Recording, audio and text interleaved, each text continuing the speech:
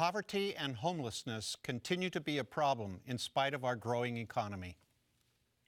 Yes, but the question is, what am I going to do to help solve the problem? The American Religious Town Hall meeting is now in session.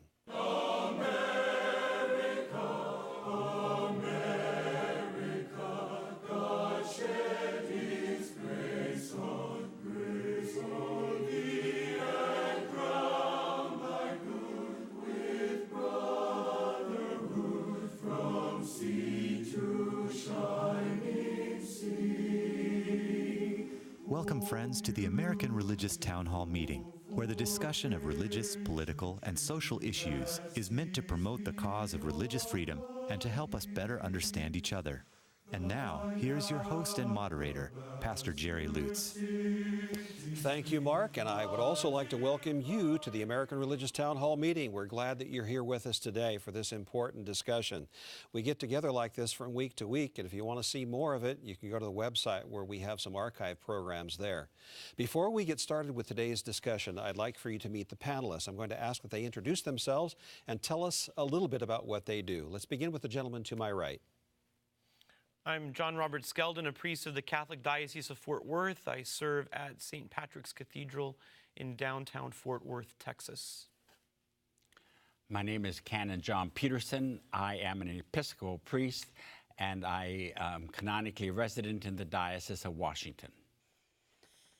Hi, I'm Carl Troval. I'm Dean of the College of Arts and Sciences at Concordia University in Austin, Texas, which is affiliated with the Lutheran Church Missouri Synod.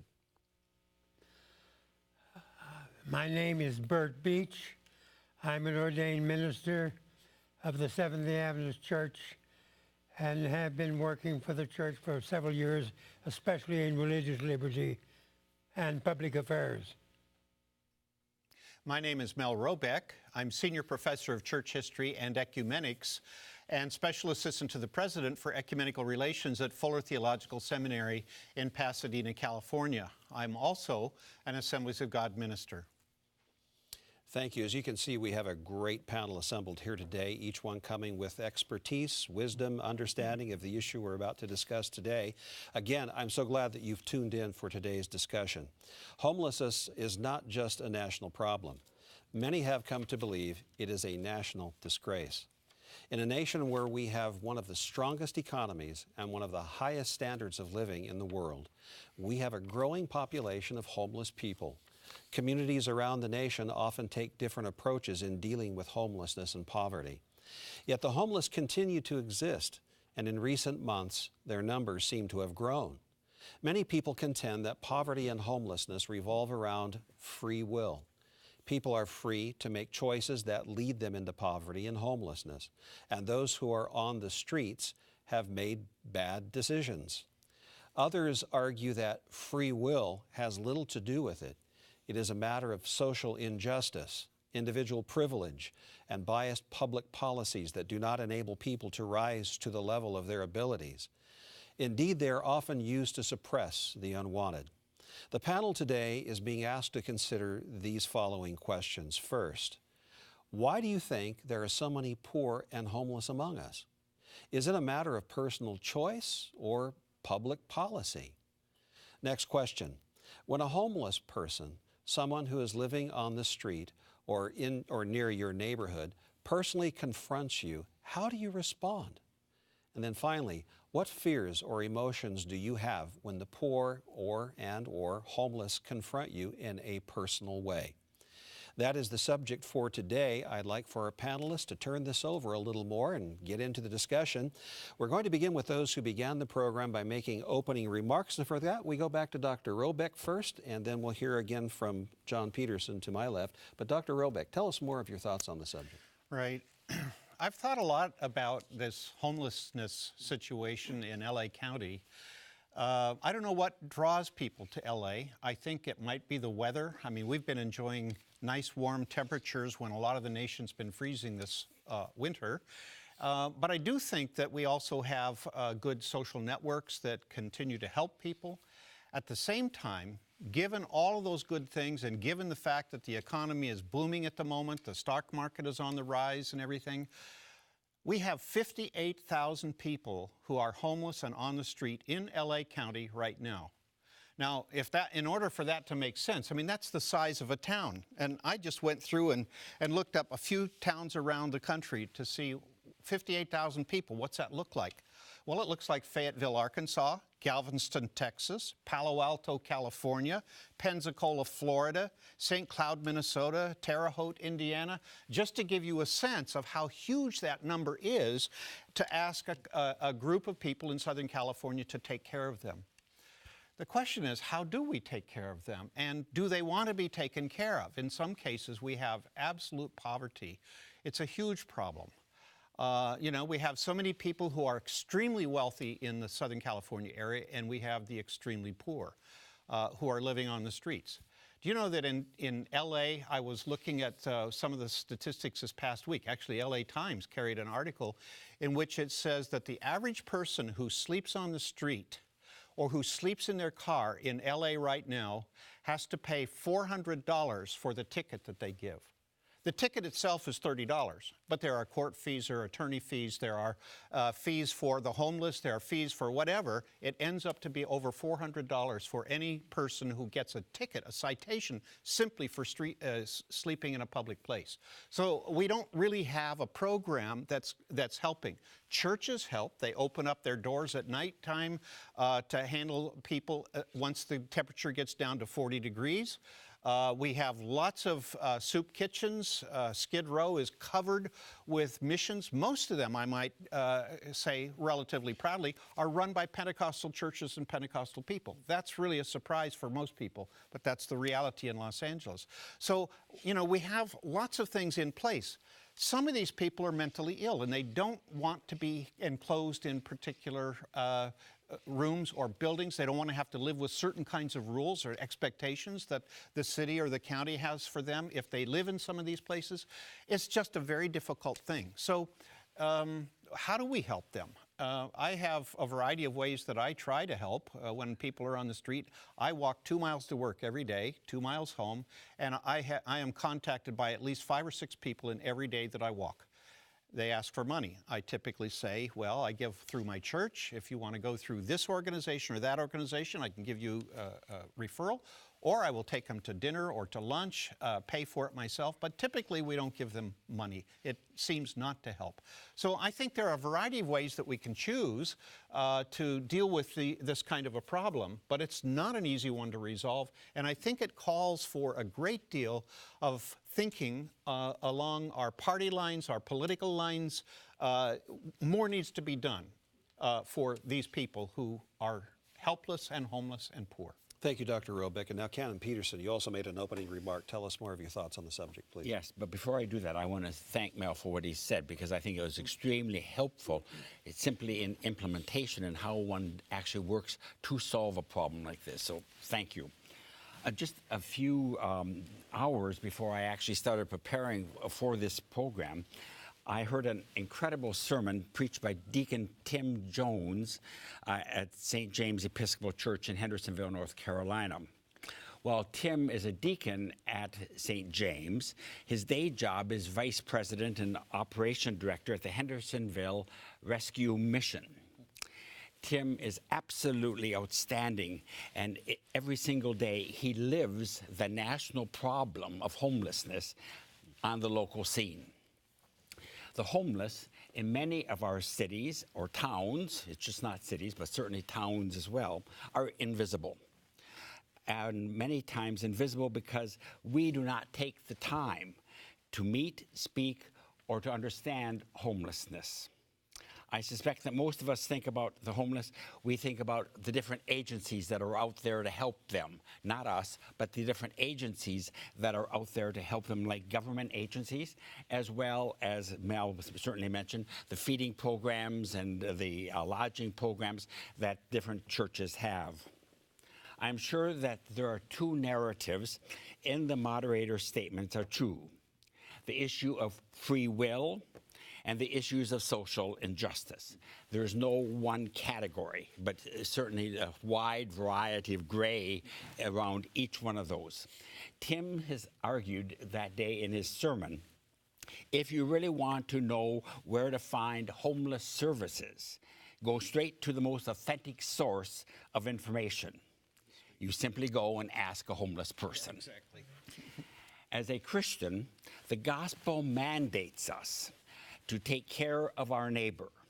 And to make no mistake about it, the homeless are our neighbor, or is our neighbor. After all, if we take the Gospel of Luke seriously, Jesus was homeless when he was born, and soon became a refugee as he went to Egypt before returning to their home in Nazareth. When he started his public ministry, Jesus became homeless again, and hence it is not surprising that Jesus repeatedly shows his concern for homeless people. In the picture of the Last Judgment puts before us 6 kinds of people: the hungry, the thirsty, the aliens, the naked, the sick, prisoners. And the question is, how are we going to respond? All right, thank you. Let's hear from the other panelists now at this time. And welcome, Father Skeldon, to the program. Your thoughts on the subject, please. Yeah, it's a perennial issue. Maybe just a couple of anecdotes.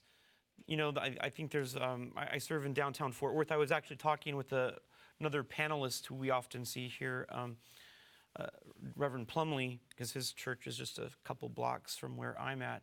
And I was asking him, have you seen sort of an increase in the number of those who are homeless or those who are poor? And he goes, yeah. And I goes, yeah. I said, we've been sort of dealing with that at St. Patrick's as well. And it's interesting, you know, I'm thinking of a particular woman who often comes into the church, and she has really been befriended by a couple members of the community, and she's put a real sort of like personal face on, because, you know, often we can sort of objectify, say, the homeless, right, or the poor.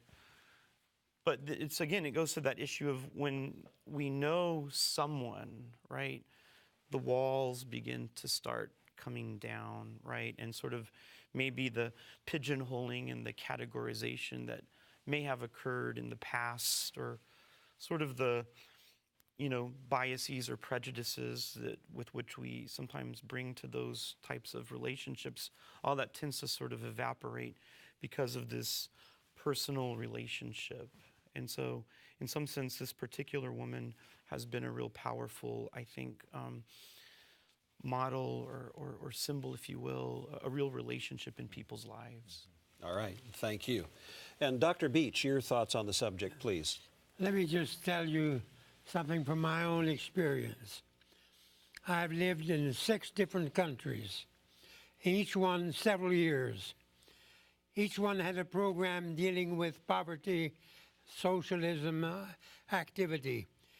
I find it a little bit difficult how to deal with it in the United States, because we have a history of emphasis on individual achievement.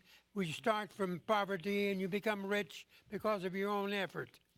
But that's not always easy for everybody. I noticed every country I lived in had a program to help people. And I think we need to do that. When Jesus said poverty will always be there, that doesn't mean you don't do anything, but you try to do something. Jesus did. So I think we're all challenged, and I think I need to challenge myself. I live in neighborhoods where there's nobody around that looks very poor. But on the other hand, I know there are other parts, let's say North Baltimore, East Baltimore, West Baltimore, there's poverty. Down in Silver Spring, there isn't that much. You don't discover it. But I think I need to be open, and I think it's a challenge I need to face. And my experience in the countries I lived, that challenge was being met. Smaller countries in Switzerland, let's say, or Belgium, or Denmark and so forth, it's easier to do. Big country is more difficult, especially when you have 50 different states and so on. It becomes even more difficult. But we need to face the challenge and realize that there are people that need to be taken care of. Just because their parents were de facto very poor parents, or maybe bad parents, doesn't mean that they have to be condemned for the rest of their life to poverty and being on the streets. All right, thank you very much, Dr. Beach. Let's come over to Dr. Trovall, and we haven't heard from you yet on the subject, so please, what are your thoughts and perspectives? Well, I just want to commend Bert for his clarion call to get into action and begin to offer social support. I mean, these are evils, tragedies in our society that they could have personal causes, but they also have structural causes that prevent. I was just thinking how expensive it is just to live, like for an apartment, just to rent one, and that's a monthly payment, means you have to have a stable job. So employment becomes.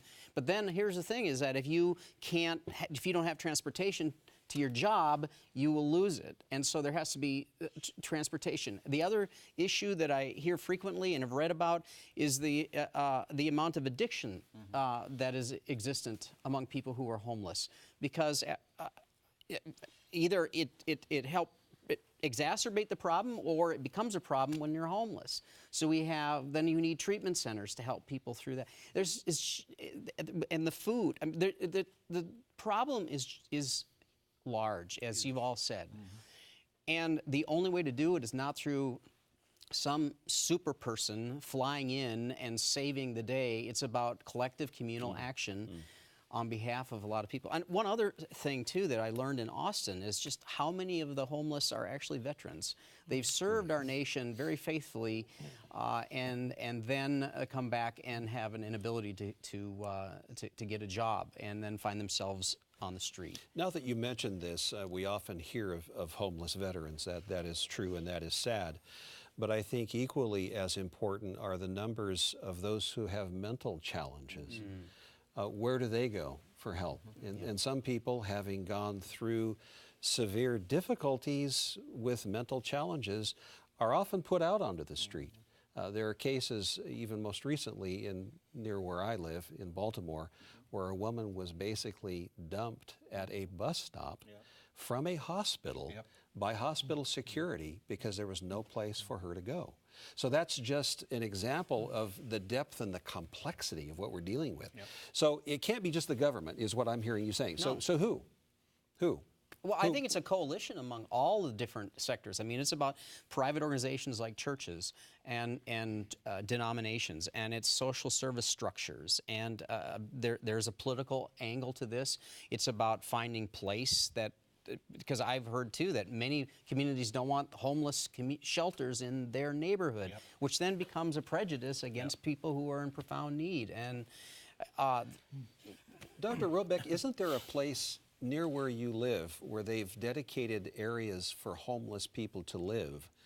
And some of them are living in their cars, and they have to move from place to place at night, and even are paying rent on certain spots. I've heard something about that. I haven't heard anything about that. I have spent a lot of time with homeless people, and I used to walk to work between 5:30 and 6 in the morning, and there would be all these homeless men out. They were waiting for McDonald's to open up so they could get coffee together, and they invited me into their little coffee klatch. And I met with them probably for 3 years. We became friends and so forth. And, I helped a lot of them with a variety of things. One of them finally disappeared. Another one was stabbed to death. I helped another one find housing.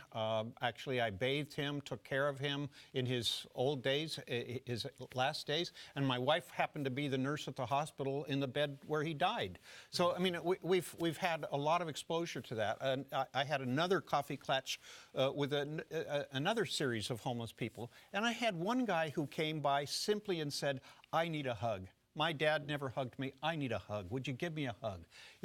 That's easy stuff to do. And the Bible has a lot to say about how we handle the poor, how we handle the needy, how we handle them. The more I read Exodus and Leviticus, thinking about this compassionate God, he says wrath is going to come down on those who don't pay attention to this kind of thing. I have a friend who says to me, who has worked with the homeless for years, "When are we going to get Jesus off the street?" Yes. That's a great question. Canon Peterson, you resounded with that. Yes.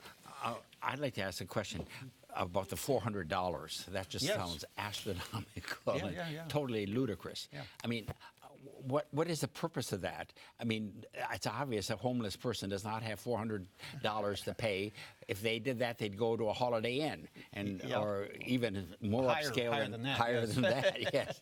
I mean, I don't understand that. What's the purpose of a thought behind Los Angeles charging $400 You know, fine? I don't have answers for that. I just know that it's a huge problem, and all of those fees were laid out in the LA Times this week. And maybe that's part of the challenge. Our government agencies really don't know exactly how to handle it either. Well, I It's think such a that it huge also problem. has to do with revenue. You know, when you have There limits is on that. taxation and so forth, and all these changes that are going on, everybody has to have their piece of the pie. Father Skelton, we just have like 20 seconds left. Any further thoughts before we end this segment?